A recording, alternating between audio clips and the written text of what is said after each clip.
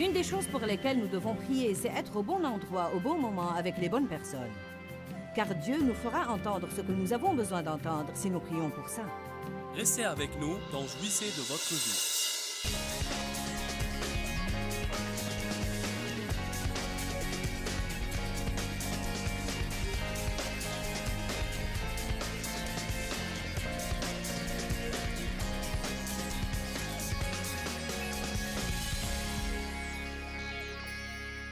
La Bible enseigne que les paroles qui sortent par notre bouche révèlent la condition de notre cœur. Je voudrais que vous disiez ça avec moi, parce que c'est important. Dites, les paroles de ma bouche révèlent la condition de mon cœur. Nous savons que Dieu est un Dieu qui regarde à nos cœurs. Il ne regarde pas à l'homme extérieur. Ceci ne veut pas dire qu'il ne s'intéresse pas aux choses que nous faisons et à nos actions. Mais la Bible dit dans plusieurs passages que l'homme juge selon les apparences, ou bien il juge selon la chair, alors que Dieu regarde au cœur. Pourquoi Dieu a-t-il sélectionné David pour être roi sur ses frères qui avaient l'air beaucoup plus compétents que lui? Parce que David avait un cœur après Dieu. Je ne sais pas ce que vous en pensez, mais je suis contente que Dieu regarde à mon cœur.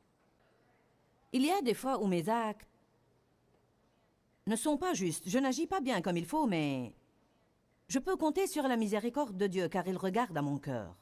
Je ne sais rien à propos de vous, mais j'en suis arrivée à un point dans ma vie où je ne voulais plus ce qui n'était pas vrai. Écoutez-moi, parce que je crois que le monde a besoin de voir quelque chose de vrai. Et je crois que nous devons être vrais, et non pas des prétendants et des hypocrites. Et je crois qu'il y a beaucoup de choses que nous ne connaissons pas à propos de nous-mêmes. Je crois que notre cheminement avec Jésus et le ministère de l'Esprit Saint dans nos cœurs nous révèlent d'une façon continuelle toutes les tromperies dans notre vie. Satan est menteur. Il est trompeur.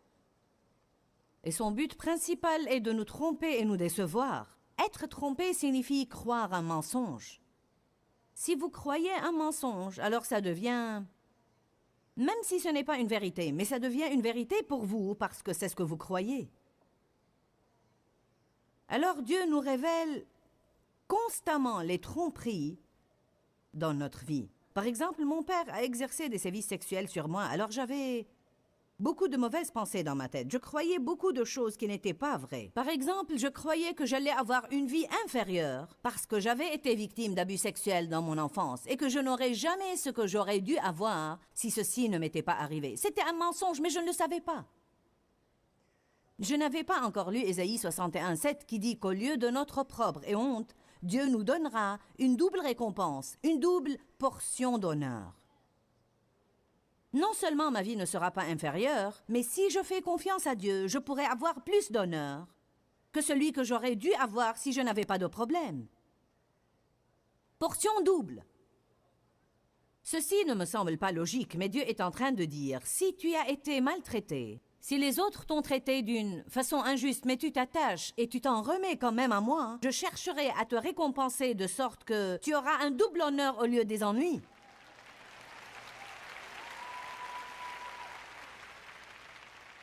Je n'exagère pas, croyez-moi. C'est la vérité. Et je suis une preuve vivante que c'est vrai. Vous ne comprenez pas vraiment, dans le naturel, comme ce que je suis en train de faire semble ridicule. Vous ne comprenez pas vraiment que je ne suis pas qualifiée pour faire ça. Des millions de personnes entendent ma voix quotidiennement. Écoute tout ce que je dis et crois tout ce que je dis et écoute et suive mes conseils dans le monde entier. J'ai fait seulement des études secondaires. J'ai été victime de sévices sexuels. Et je vous dis que je n'ai pas beaucoup de talent et de dons, mais j'ai beaucoup de bon sens et je crois que ceci est un don vraiment précieux. Je ne fais pas beaucoup de choses stupides dans ma vie et ceci est bien. Mais en fait, j'ai une bouche et j'ai le don de communiquer. Mais la chose principale est que j'aime Dieu de tout mon cœur et je veux que sa volonté soit faite dans ma vie et je suis prête à faire face à tout ce qui n'est pas juste en moi. Je suis même prête à en parler. La vérité seule vous affranchira. Ce n'est pas la vérité des autres qui m'affranchira, mais c'est ma propre vérité. Nous avons tous notre propre vérité personnelle que nous devons voir. À cause de ce qui m'est arrivé dans mon enfance, j'avais peur d'être rejetée. Et la crainte d'être rejetée a influé, en fait, sur ma perception. Par conséquent, si j'étais en relation avec quelqu'un et ce dernier ne me montrait pas une grande appréciation, je me sentirais rejetée et je le croirais vraiment, alors que dans bien des cas, ce ne serait pas la vérité. Est-ce que cela est clair pour vous? Par exemple, avez-vous jamais été en compagnie de quelqu'un et vous avez pensé « il ne m'aime pas ». Vous avez commencé à penser « il ne m'aime pas ». Eh bien, ceci pourrait être totalement faux. En fait, nous croyons parfois que les gens se font des idées à propos de nous, alors qu'ils ne sont même pas intéressés par nous, et encore moins pensent à nous. Nous pensons toujours « il est en train de me juger », « il ne m'aime pas » ou « il parle de moi », alors qu'il ne pense même pas à nous. Mais nous souffrons à cause des mensonges que Satan nous dit.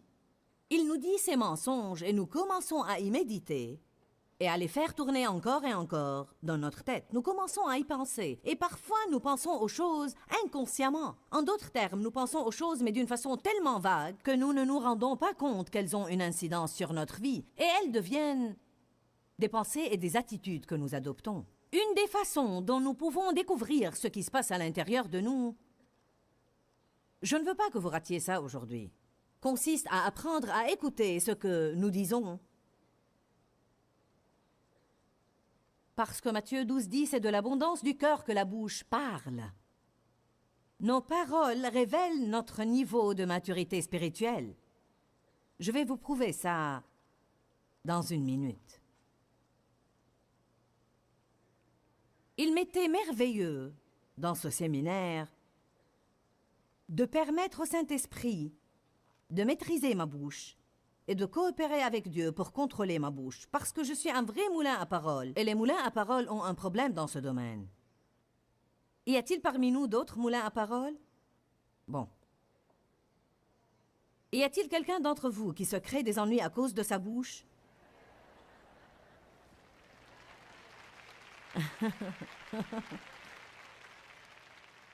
Seigneur, aie pitié de nous. J'avais à travailler sur ça avec Dieu dans ma vie. Mais j'essayais dernièrement parce que le Saint-Esprit me conduisait dans un nouveau tour. Avez-vous jamais remarqué que Dieu vous apprend quelque chose pour un moment, il passe à autre chose, puis il revient à cette première chose que vous avez cru déjà régler et vous découvrez qu'elle ne l'est pas? J'essayais d'écouter ce que je disais. Il est étonnant combien de fois quelque chose pourrait aller mal et nous voulons immédiatement trouver quelque chose ou quelqu'un à qui attribuer la responsabilité. Que sommes-nous en train de faire par là? Nous sommes en train de renoncer à porter la responsabilité. Si je peux la rejeter sur quelqu'un d'autre, je me sentirai libre. C'est étonnant combien de fois nous jugeons les autres, nous les critiquons et nous les dévalorisons, et peu importe ce que vous voulez appeler ça. Je peux vous prouver bibliquement que chaque fois que nous jugeons quelqu'un sévèrement, c'est parce que nous avons un esprit de fierté. Nous avons une trop haute opinion de nous-mêmes, et nous pensons « je ne ferai jamais ça » ou bien « je ferai un meilleur choix. J'aurai une solution à ça, je pourrai faire ça plus rapidement. » Combien d'entre vous ont un problème d'impatience? Eh bien, vous savez quoi? L'impatience est le fruit de la fierté. Car nous croyons que nous ne sommes pas censés attendre. Quelqu'un comme moi n'attend pas. Je veux ça et je le veux maintenant. Si vous ne bougez pas aussi rapidement que je le veux, alors vous avez un problème. Comment pourriez-vous être aussi lent? Et comment pourriez-vous être aussi stupide? Allez, je vous dis la vérité. Je veux voir quelques sourires ce matin. Montrez-moi votre approbation d'un signe de tête. Pas comme si je me tenais là à vous raconter une histoire triste. Je veux que vous soyez d'accord avec moi. Amen?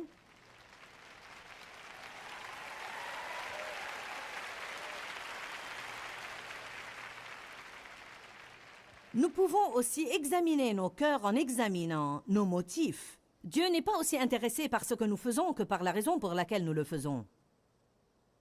Les motifs sont très importants. Vous pouvez offrir un cadeau à quelqu'un parce que vous l'aimez, mais vous pouvez aussi le faire pour essayer d'acheter son amitié.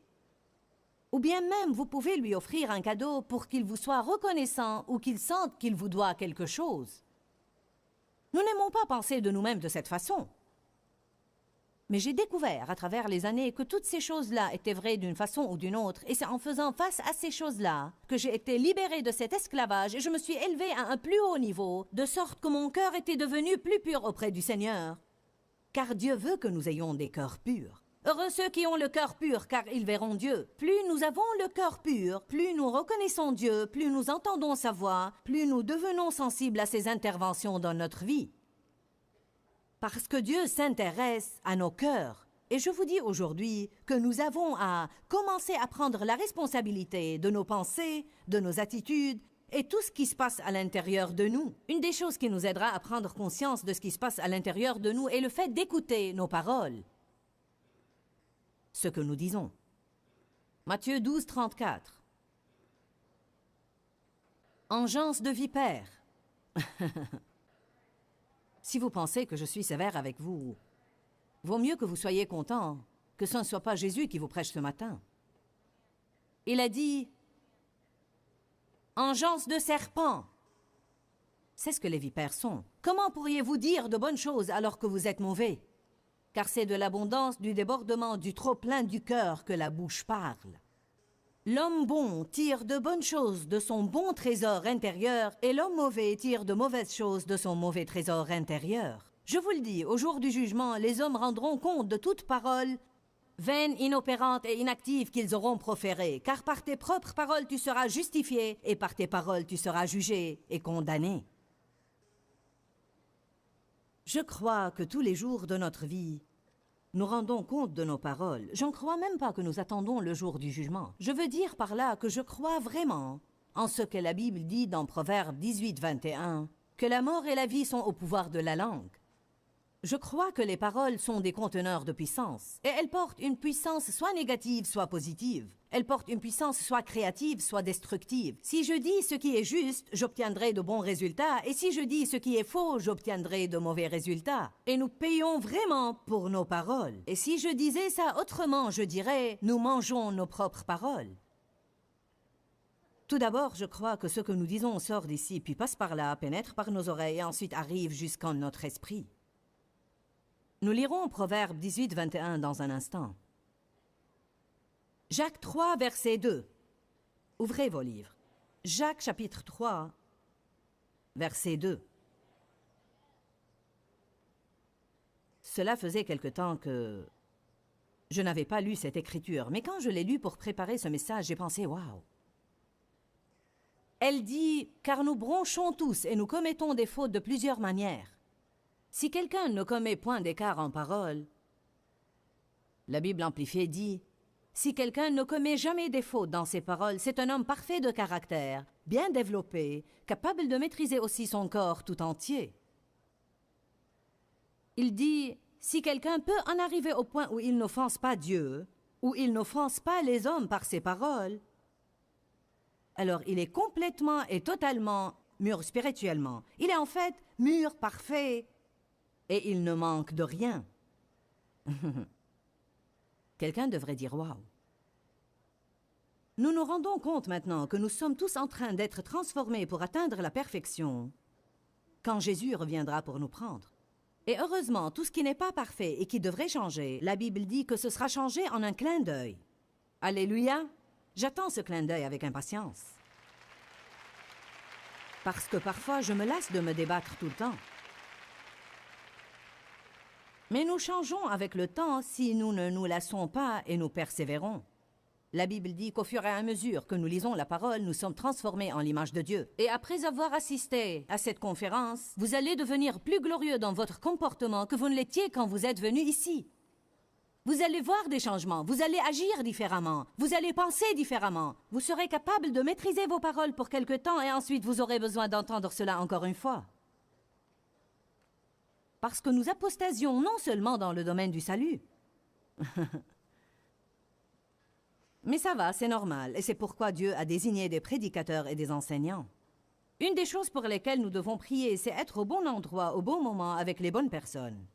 Car Dieu nous fera entendre ce que nous avons besoin d'entendre si nous prions pour ça.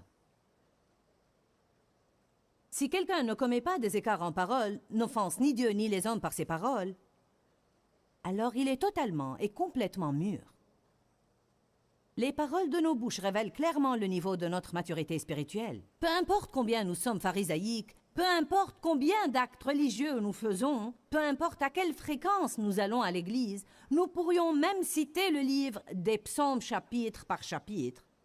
Et puis aussi citer par cœur tout le livre des proverbes. Nous pouvons faire de bonnes œuvres et faire partie d'un comité religieux, mais la seule chose qui prouve vraiment notre niveau de maturité spirituelle sont les paroles de notre bouche. Parce qu'elles révèlent ce qui se passe dans nos cœurs. Jacques chapitre 1. Retournez une page. Verset 27 prouve ce que je viens de vous dire. Il parle de la religion exprimée par des actes extérieurs. Verset 26, excusez-moi. Il est dit, si quelqu'un croit être religieux, est respectueux des manifestations extérieures de sa foi, sans tenir sa langue en bride, trompe son propre cœur, et sa religion est morte, vaine, futile et stérile. Il dit, si nous croyons que nous sommes spirituels parce que nous faisons de bonnes œuvres, nous allons à l'église, nous pouvons citer des écritures et nous avons des autocollants, des pins Jésus en strass et des magnétophones. Allez maintenant. C'est étonnant les choses qui, nous croyons, nous rendent spirituels. Peut-être qu'il y a quelqu'un qui porte son magnétophone avec lui au travail tous les jours, alors qu'en réalité, il est suffisant dans son cœur, et quand il arrive au travail avec ses cassettes et son magnétophone, il juge tous ceux qui sont charnels et qui vont être charnels toute la journée, alors que lui écoute les cassettes de Joyce Meyer durant le déjeuner. Allez maintenant. La Bible dit, peu importe combien vous croyez que vous êtes religieux, la vraie épreuve de notre foi est, est-ce que nous tenons notre langue? Si nous ne la tenons pas, alors nous n'avons pas le niveau de maturité spirituelle que Dieu veut que nous ayons. Allez à 1 Corinthiens chapitre 3, verset 1. J'aime vous voir tous prendre des notes, ou plusieurs d'entre vous. C'est étonnant de vous voir noter les Écritures dès que je vous les dis. Mais la clé est de rentrer chez vous et de les rechercher. Malheureusement, le fait de les écrire ne vous aidera pas beaucoup. Les Corinthiens avaient été baptisés par le Saint-Esprit et ils parlaient en langue. En fait, ils prophétisaient. Et ils exerçaient les 9 dons, des paroles de sagesse, des paroles de connaissance et des miracles. Et pourtant, Paul leur a dit qu'ils étaient charnels. Intéressant. Pensez à ça. Ils exerçaient tous les dons. Ils voyaient de puissantes guérisons, des miracles, des prophéties. Ils parlaient en langue et les interprétaient. Puissance. Mais Paul leur a dit, « Vous êtes charnels. » Comment les a-t-il jugés ainsi? Je vous dis la même chose. 1 Corinthiens 3.1, « Je n'ai pas pu m'adresser à vous comme à des hommes spirituels. J'ai dû vous parler comme si vous étiez des hommes charnels, des êtres en chair, des hommes livrés à eux-mêmes. J'ai dû vous parler comme des petits-enfants dans la foi en Christ. » Voici ce que la Bible amplifiée dit, et je sais que ceux qui n'ont pas une Bible amplifiée, leur version ne dit pas ça, mais j'aime cette traduction dans laquelle Paul dit, je vais relire la dernière phrase, « J'ai dû vous parler comme des petits-enfants, dans la foi en Christ, des enfants incapables de parler. » Incapables de parler. Il dit, vous êtes incapables de parler. La première fois que j'ai lu ça, il y a quelques années, j'ai pensé, que voulait-il dire par là? Bien sûr qu'il pouvait parler. Mais avec le temps, Dieu m'a montré qu'il pouvait parler, mais il ne disait pas ce qui est juste. Paul a dit, je peux deviner de par votre conversation le niveau de votre maturité spirituelle. Je vous ai donné du lait et non de la nourriture solide, car vous ne pouviez pas la supporter. Et vous ne le pouvez pas davantage maintenant. Écoutez le verset 3. Car vous êtes encore charnel. Vous avez la nature de la chair, parce que vous êtes livrés à vos propres impulsions. En effet, puisqu'il y a parmi vous de l'envie, de la jalousie, des disputes et des divisions, N'êtes-vous pas charnels, des êtres en chair, livrés à vous-même, et ne marchez-vous pas selon l'homme, et votre conduite n'est-elle pas toute humaine? Quelqu'un devrait dire « Oh wow, oh wow, oh non, oh oui ». Il a dit « Vous savez comment j'ai su que vous étiez charnels? Parce que vous êtes jaloux. Vous voulez ce que les autres ont. Au lieu de compter sur Dieu pour vous donner ce que vous êtes prêt à avoir, vous regardez les autres et vous les enviez pour ce qu'ils ont. Pourquoi le diable nous incite-t-il à juger les autres dans nos pensées? Parce que, de cette manière, il nous empêche de faire face à nos défauts. Si je peux passer tout mon temps à penser et à parler des défauts des autres, je ne pourrai jamais faire face aux miens. On parlait aujourd'hui d'un sujet dont tout le monde a besoin d'entendre parler une fois par semaine, et c'est la bouche. Vous savez quoi? J'avais beaucoup de problèmes avec ma bouche, et je suis sûre que certains d'entre ceux qui nous regardent maintenant disent « Joyce, j'en suis témoin. Je me crée des ennuis à cause de ma bouche. Nos paroles révèlent la condition de nos cœurs. C'est de l'abondance du cœur que la bouche parle, et ceci révèle aussi notre niveau de maturité spirituelle. Nous devons parler à nos problèmes et non pas de nos problèmes. Nos paroles peuvent même nous rendre malades. Les paroles peuvent causer beaucoup de problèmes dans les relations. En fait, les paroles, si elles sont positives, peuvent nous réconforter et nous guérir, mais si elles sont négatives, elles peuvent vraiment nous poser un problème dans notre vie. Que Dieu vous bénisse, je vous aime, nous prions pour vous. Et je veux que vous ayez le meilleur que Dieu a pour vous. Demeurez dans la parole, parce que la parole de Dieu libère la puissance de Dieu dans votre vie. Rappelez-vous de jouir de chaque jour de votre vie, parce que Jésus est mort pour que vous ayez la vie et pour que vous en jouissiez. Que Dieu vous bénisse. Pourquoi Seigneur, pourquoi? Dans ce livret, Joyce Meyer nous enseigne à travers la parole comment être délivré de la confusion. Pour obtenir ce livret gratuitement, écrivez-nous à Joyce Meyer, boîte postale 40095-6300 Larnaca, Chypre. Ou bien visitez notre site web www.joycemeyer.org/fr.